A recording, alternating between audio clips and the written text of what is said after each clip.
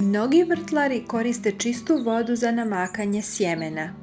Ovo obično dobro funkcioniše sve dok se poštuje preporučeno vrijeme namakanja. Međutim, voda ne može istovremeno dezinficirati sjeme. Antibakterijski i fungicidni učinak kamilice smanjuje stvaranje bakterija i gljivica prije i za vrijeme klijanja. Dakle, nakon sjetve možete očekivati puno zdravije sadnice i veću berbu.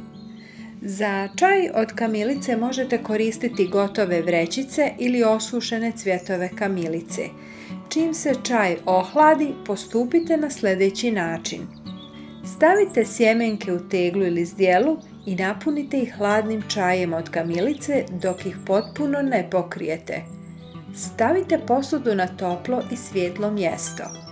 Dužina namakanja zavisi od tvrdoće opne. Za sjeme s mekom ili tankom korom dovoljno je nekoliko sati, a sjemenke s debelom korom treba potopiti u ovu kupku između 12 i 24 sata. Ako je sjeme starije, preporučuje se i duže vrijeme izlaganja.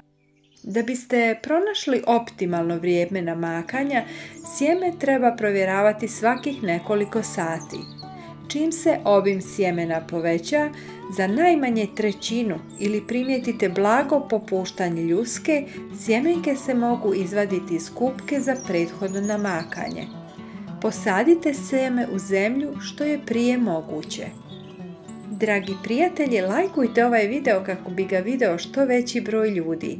Pretplatite se na kanal i pošaljite link ovog videa i vašim prijateljima na društvenim mrežama. Hvala vam na tome!